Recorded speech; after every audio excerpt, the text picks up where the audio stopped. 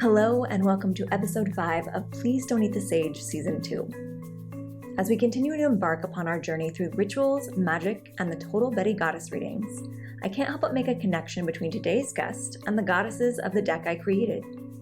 My ultimate goal in pairing 90s icons with the divine feminine was to create an image of the goddess that felt relatable, like a big sister type taking you under her wing, or the senior cool girl giving advice to a young freshman.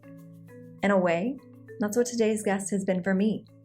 Someone just a few steps ahead, showing me the way, with a fabulous sense of style. Kathryn Budig is an internationally celebrated yoga teacher, author, and founder of the online platform House of Phoenix, a magical community for yoga, mythology, recipes, and rituals, and my personal favorite way to practice. Kathryn is also the founder of The Inky Phoenix, a book club for lovers of story and magic. And the main page of her personal website features a sparkly, color-filled photo of herself and her dog Ashi, with the simple phrase, "I strive to create magical things." For this and so many other reasons, I could not think of a more fitting guest to talk about this season's theme of baby witchcraft, magic, and rituals.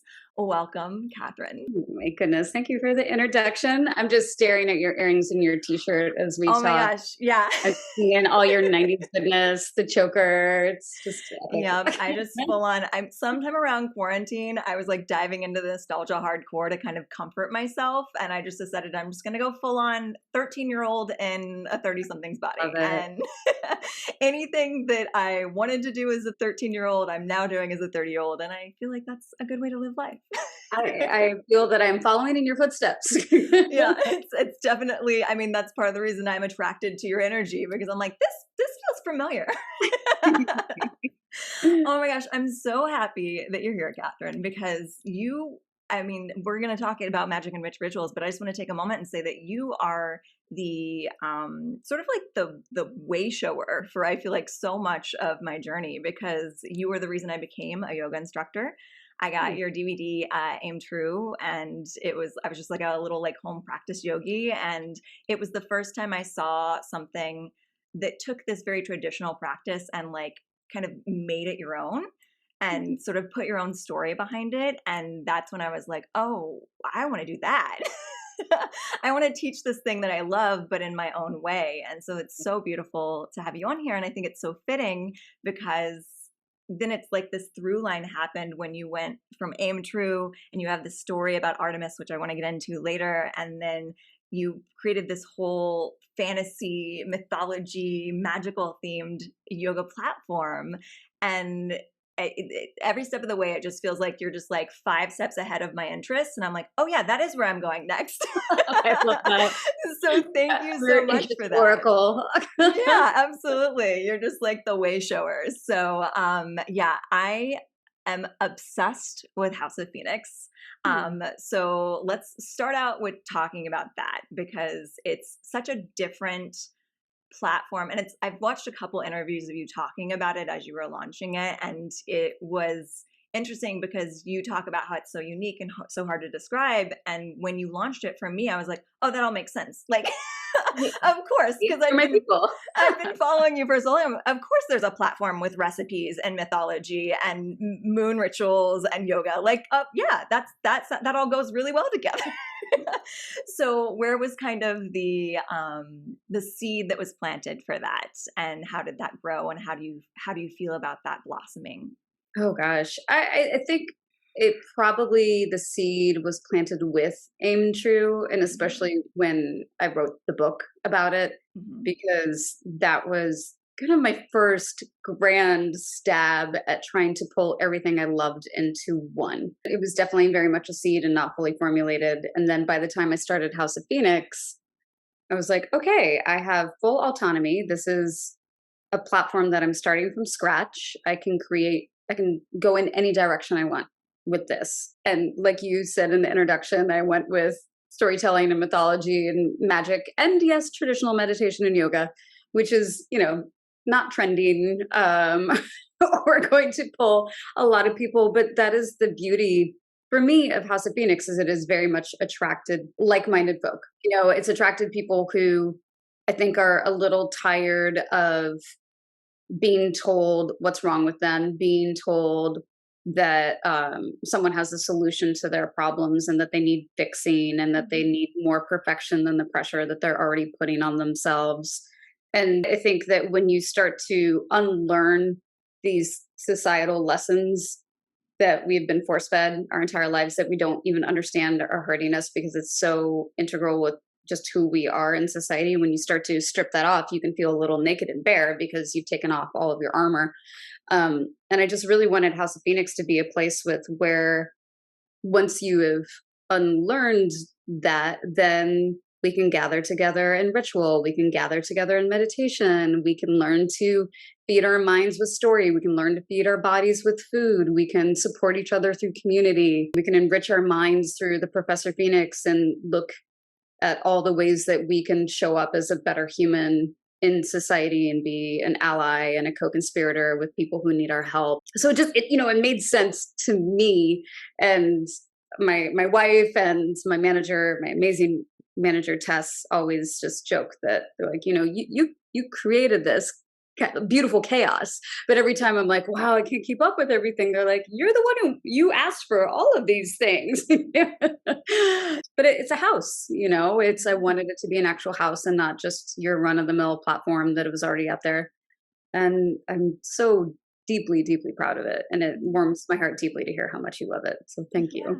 I think, it's honestly, it's so interesting because, and I've been following you for years. So like I could see the snippets from like every part of your journey, but I particularly saw it whenever you went from Inky Phoenix into House of Phoenix, which is obvious because of the mirror that you have the name. Did you already know that you were going from Inky Phoenix into House of Phoenix, or was that like a later? No, not at all. When I built Inky Phoenix, I thought of the idea right before the pandemic hit. And it pretty much launched like right when that first week when everything shut down, which was great timing. No, and I love the myth of the Phoenix and what it represents. It's so evocative. And I just thought it was the perfect thing for a book club that focused on story. And most of our stories have some fantastical or magical realism in most of our titles. So I loved this image of the Phoenix being representative of our monthly book. And, we finish it and then we go back to the ashes and we rise again over and over again every month with all these stories. So I already had Phoenix on the brain. And when I sat down with my manager, Tess, and we were just contemplating all the directions we could go with House of Phoenix, at first I was just like, okay, it's going to be a yoga platform. Oh, but it has to have meditation. Oh, well, I think I want storytelling. Oh, definitely there need to be recipes. All these things started compiling, and that's where the term house came from. And we landed on HAUS because to me that is, the old Germanic, more kind of fairy tale spelling. And then Phoenix because it did feel like a rebirth for me to completely go off on my own and create a platform, which was 100% what I wanted it to be. And I've had a very privileged career with so many opportunities, but I have worked for people for most of my career. So this was just a very, very scary to drop the financial comfort zone of being supported by other companies and start my own thing and go into small business. So just that Phoenix and that fire and that confidence and knowing that, oh, this shit can hurt, but you just gotta go through it to start fresh. Yeah, absolutely. And you're clearly your love of story shows through not only in the fact that you started a book club, but also the way that you even sequence your classes. Like some of my favorites are your moving mythology, where you actually tell a story as you're doing a yoga. So like story is clearly really important to you. Do you feel like that maybe like fantasy novels of your childhood were like kind of the seed of your interest in magic and fantasy and all of that? What's one book or reference that stands out to you for like the beginning of your magical journey? Bram Stoker's Dracula, 100%. Okay. I read that really young, probably too young. And I remember watching Dark Shadows. I don't know if you remember that TV show. My mom, I loved vampires. And I would I just want to point out that I grew up in the 80s. So, I was into vampires way before it was like a trendy thing. And I was very drawn to that dark fantasy world. Lord of the Rings, the trilogy, was also huge for me. It just completely transported me to another place. Harry Potter, written by the woman who shall not be named, like most people, was a complete game changer for me as well. And so, yeah, all of these books were, and I was an English literature major in college. So I just loved it. And I love myth. I also grew up on the movie Clash of the Titans. Do you remember that movie? Yes, also That was favorite. played a lot in my house.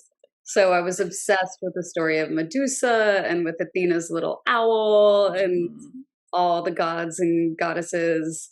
So yeah, I think, and I grew up in Kansas, and I grew up in, the era before helicopter parents, where I was just kind of left to my own devices during the day. So I spent a lot of time by myself outside in nature playing make-believe. And it was such a beautiful fodder for creativity. And you combine that with my love of reading, and it transported me to a lot of different places. Oh, I love that. I'm also a Midwestern girl, grew up surrounded by cornfields. So I get the need. I'm from Central Indiana. Oh, I love that. Yeah. So just literally people would be like, oh, what was around you? And I'm like, literally cornfields. Like the closest neighbors were like down like a mile-long drive in the middle of a cornfield. Like So yeah, I was also a big reader, and I was also a fan of mythology. So like the Clash of the Titans was also part of my childhood. And I remember in like middle school being very into reading about especially Greek mythology. And so that's why it felt so fitting when I stumbled upon your Aim True DVD, and suddenly I'm like taking this yoga thing that I was already kind of interested in and having someone talk about something that I was obsessed with as a childhood, because Artemis was my goddess. So tell me a little bit about your connection to Artemis. Artemis, I have so many, funny enough, almost all of my goddesses are in the moon goddess realm. But Artemis found me. I loved her. I feel like the term tomboy is kind of loaded, it's very gender loaded for me, but I was a air quotes tomboy growing up. So I gravitated towards her because I felt like she was, the rebellious, non-gender conforming goddess of the pantheon. And I loved that about her. She was and I loved her connection with animals and nature. And I was also a huge Robin Hood fan growing up. So the fact that she was an archer was a big, big, big attraction to me. So I loved her when I was young, but she's by no means, like, if you go to Greek mythology, you're not necessarily going to get a ton of stories about Artemis. I think you hear more about the demigods, and you hear more about, our heavy hitters like Poseidon and Zeus and Hades and whatnot. So I had to kind of dig for stories of her, but she came back in my life when I was in my 20s, when I was living in Los Angeles, and I had gone through a bad breakup, and I was dating someone who just thought that my love for books was weird. It was obviously it was not meant to be. He hated the fact that I had all these books in my house. It was very confusing. But I went shopping and I found this gold arrow charm when I was feeling particularly upset. And it just immediately reminded me of my childhood and Artemis and just the power that I feel when I think about her. And then I found a prayer that was written to her, and I started saying the prayer every day. And it just changed me. It changed my mindset. It changed my energy. And it was just mine for about a year. And I was on my way to teach at Kripalu in the Berkshires. And I was on the train from New York.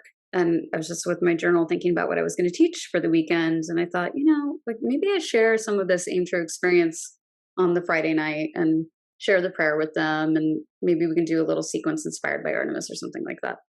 And that was the impetus for drawing Aim True into my teaching and thinking about how does this translate to something that's universal as opposed to my own personal journey.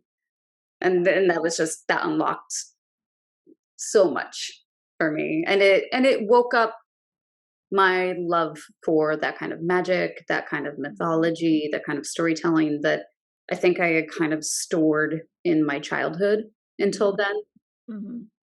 And it just felt really good to have it back.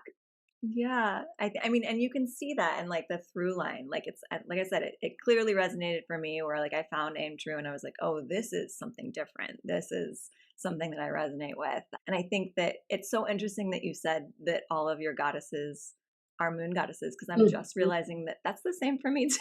No Like I'm way. like, oh, like I'm gravitating, and I'm a Cancer, so that makes a lot of sense because ruled by the moon. But a lot of what I talk about this season is I just recently became comfortable with labeling myself as a witch, like probably Yes. within the past like year.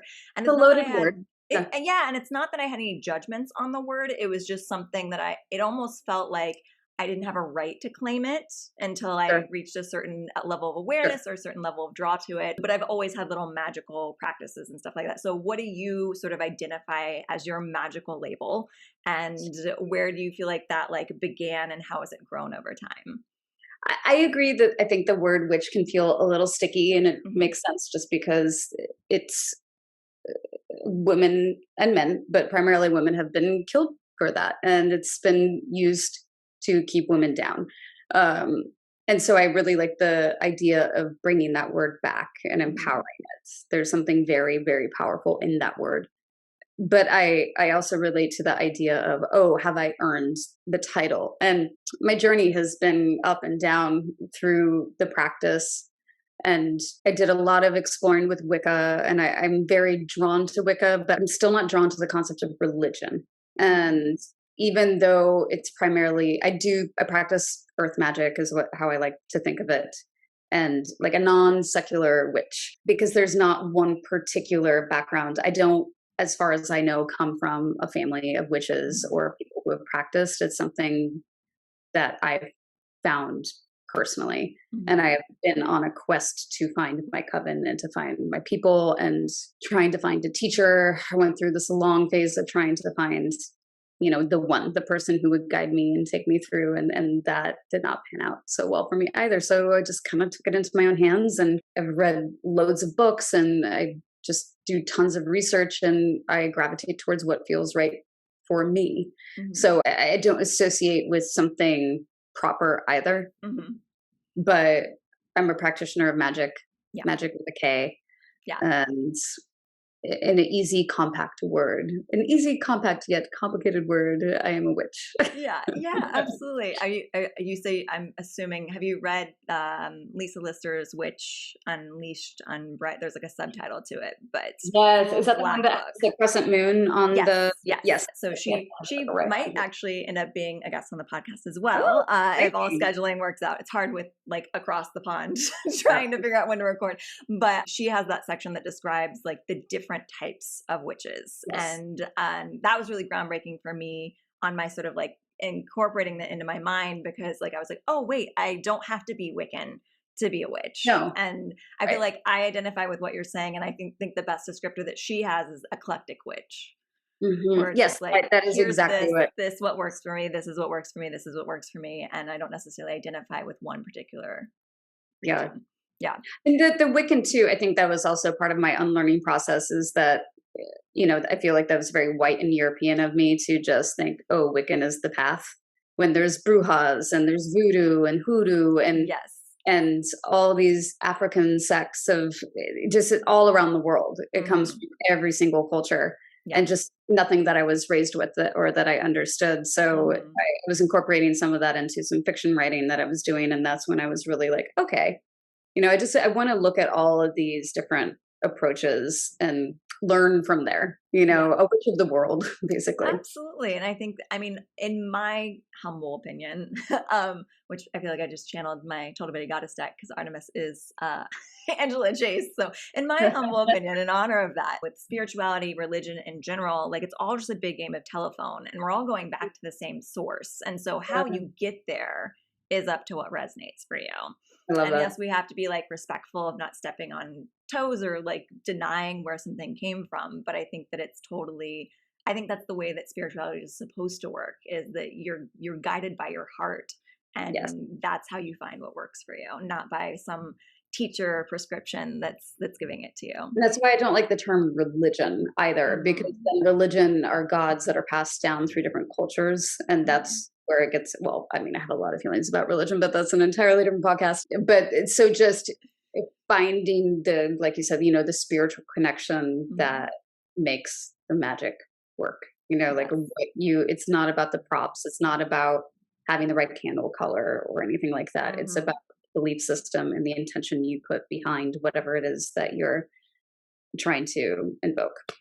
Do you think that, because I resonate so deeply with that, and I feel like it comes from that background in yoga. So like I found yoga before I found magic. And so now that I went in magic, I'm like, well, who cares if I don't have the right equipment? Like the intention's there. And so the intention of the practice carries over to the intention of the magic. You don't have to put your foot behind your head to have a successful practice. Yes. It takes a long time to understand that when you're young. Yeah, exactly. Yeah. So I think that I feel like those two things go so well together. So it's so interesting that I feel like one of the first people that's kind of combining them in this beautiful little platform. So I appreciate all of it. So what does ritual, magical or just even kind of mundane, look like for you on a more like daily or weekly basis? Well, I started out doing a new moon ritual and a full moon ritual with everyone in the house, our house seven, as we like to call ourselves. It's always a little 30-minute, we'll cast a circle. And it draws from Wicca, but it's certainly not traditional. We're casting the circle with our bodies. So it's incorporating the practice of asana, like asana light. And I even tell people, like, if you don't want to move your body today, you can just sit here. But it's about casting the circle with the elements. And then I try to focus on what full moon is it, what time of year, and or if it's a new versus a full. So are we focusing on releasing? Are we focusing on building intention? And that's been really fun. Sometimes we'll do something that just has a candle. Sometimes we'll do not magic. Sometimes we'll do something like making a spell jar with lots of little ingredients. And the thing that's been very special for me is my wife, who I would not say identifies as a witch. However, she has become quite smitten with the rituals, and she will not miss one unless she's out of town. She's always doing ritual. And there's been a few lately where, she'll come up to me afterwards and be like, I think I really feel this working. And I see she's very, tightly wound, like has a lot of anxiety. We're very yin and yang in a lot of ways. And it's very powerful to see the magic work, especially with someone who isn't necessarily not closed off, but not open to it either. I think she started doing it because she loves me and I'm her wife and she wants to support me. And now it's something that she's like, oh, I can't miss ritual. I need to make sure I'm there. Yeah. And that is what I mean by opening your mind to the things that we cannot necessarily see and or understand. And that is such a powerful gateway. Absolutely. But so many people will never even knock on that door because they don't believe there's anything on the other side. Yeah. Or they taught to fear that there's something on the other side. Yeah. No, I agree. I think that's, again, it comes back to the intention. And I also think like hopefully like 20, 30, 50 years down the line, there'll be tons of studies on the psychology of magic, because I think that would be ultimately that's what it is. We're shifting our mindset. We're shifting our energy. Yes, and I think that there is actual science that could back it up, but we just haven't studied that yet. So I think that's beautiful. And I think that's a great sort of like little marker to be like, hey, this is for everyone. Like if you're open to it and you're curious about it, like you don't have to identify as a witch and you don't have to. Absolutely not. You can call yourself a practitioner. And if the word magic is weird, it can be powerful intention. I don't know. I mean, you can come up with whatever word you want it to be, but they're just little things like sigils are really important to me. When Ashi, our baby, when she passed, we created a sigil that we tied on her neck. And now I'm going to get emotional. And every year for our wedding anniversary, Kate and I, we get a tattoo for every year. And this year we had the sigil that we tied around her neck tattooed onto us. So, to me, it's a beacon, and it's like, BT phone home. I'm right here. She knows how to find me. We know how to find each other. Yeah. And I just, that's powerful. It's a good way to access people that you miss, that you lost. It's a tether. It's a tether. I don't really resonate with sigils, mostly because I don't feel like I'm good at making them. Oh, Like, it's not fun for me to create one, so that's why I don't really resonate with them. But like, I totally get that. And like, and we discussed briefly online that like I had my cat of 18 and a half years passed around the same time that you had Ashley pass. And it was the same idea that like, the more that I could create some sort of like totem and ritual, and like, I mean, she's on my altar, and you know, I've got like her fur and her whiskers, and I have a tarot card dedicated to her. So that's how I kind of infuse something with her magic. So like, if I want to communicate with her, that deck is how I communicate with her, which actually has become really funny because I can no longer use that deck for romantic readings because the answers are clearly, you have me. Why do you need anyone else?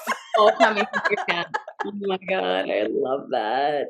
I love that. And speaking of your little furry familiars, how do they kind of incorporate into your view of like magic and ritual? And you know, because I know you have a lot of animals, right? Well, we had Ashi and Kiona, our husky. They both passed at the end of last year, and then we just adopted Ragnar. Okay. And so I feel like I've seen a cat somewhere. Did you cat sit or? That is P. That is my manager's cat. Okay. Who's definitely Tessa's familiar 100%. And P is awesome. And so she's often in the house as well. But I would love to have more animals. I would love to have a farm. But yeah, Ashi was 100% my familiar. And I love what you said about your cat and the tarot cards, because that is how she spoke to me. Yeah. When she passed. And I had never been I've always been drawn to tarot, but didn't feel very good at it, whatever that means. Yeah. And she, whoo, wow. I mean, she came through so hard, so strong in completely undeniable ways. So that's why I have the strength card tattooed on my arm. That there's a long story there, but I just think that, and I talked with a medium trying to get to Ashi, and I just learning all the different spirit guides that we have, and I think that spirit guides can come through very, very strong in animal form. Absolutely. And it's a pure form, closer to source. And I was kind of wondering if she's going to be reincarnated in another person or animal. And according to the medium that I spoke to, they were like, no, she can help you. She's not coming back because she can help you more in spiritual form now. So I'm going to give you a little my own read on it. And it could be influenced by my own personal experience, but what I've been shown, and because I do Akashic Records reading. So like, I don't really do mediumship, but every once in a while mediumship bleeds into it. And what I like to tell people is we are all of our souls are like a fabric that's like threads woven together. And I feel like there are two different types of reincarnation. There's the reincarnation where like almost that exact same fabric comes back in another being. And you're like, oh, this clearly, that's when you get like children having past life memories and stuff like that. And then there are other types of reincarnation where like some of the threads from that fabric get woven in to another soul and they show up in that. So it's like you may not have like a carbon copy of the previous spirit. And then we're all usually connected by sort of an umbrella soul with our soul tribe anyway. So like as we reincarnate, we can come back as like part me and part my best friend, and we're all in the same soul now. And so that's kind of how I've been shown it. And that's been my experience in adopting my two kittens, is that one of them very clearly has some threads of Zoe, my previous cat, woven through. And then the other one feels like he's like the leftovers that didn't get into this other cat, because like she's the one that feels very much like my cat is not very cuddly, and Zoe was a lap cat. And then the boy Bane is just like the cuddle, like the most baby bear, like curl up in my arms like a baby, like more so than even Zoe was. And so it's like I got this like bonus energy.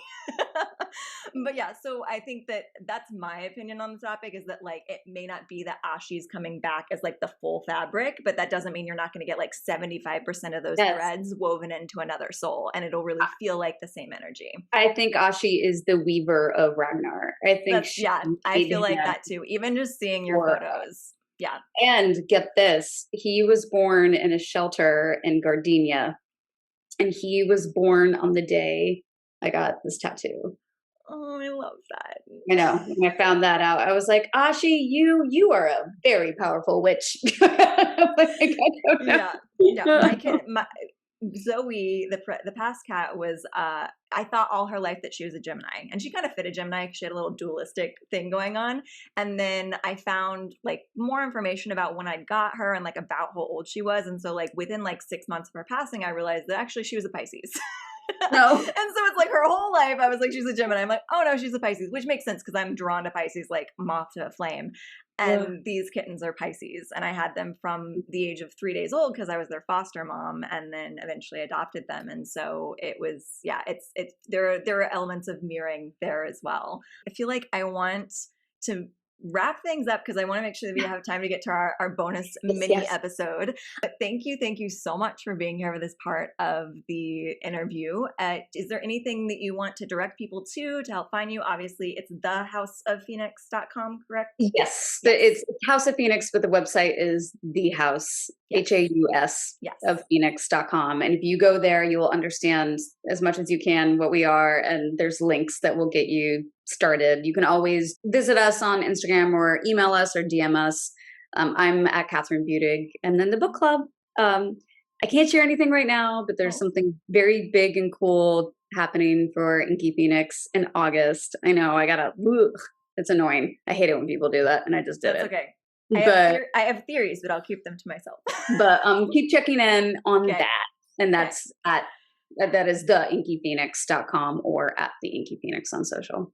I love it. All right. Well, thank you so much for being here. And we're going to cut to our mini episode. So if you're listening now, stay tuned for that.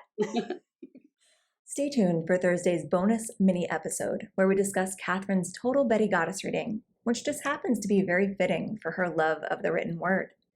And speaking of the written word, I'm happy to inform you that her secret Inky Phoenix project has now been announced. As of August of 2023, the book club has partnered with Bindery Books to become its own imprint, publishing member-driven selections that will be handpicked by Kathryn and her community. You can visit theinkyphoenix.com and sign up for their newsletter to find out more as things develop. This episode of Please Don't Eat the Sage was brought to you in part by my Patreon members. So I'd like to thank Ashley, Laura, Caitlin, Amanda, and Karen. If you'd like to join their ranks, you can do so over at patreon.com/Michelle Shea. You can also support this podcast by pre-ordering your own copy of the Total Betty Goddess deck, or head over to Apple Podcasts and leave us a 5-star review.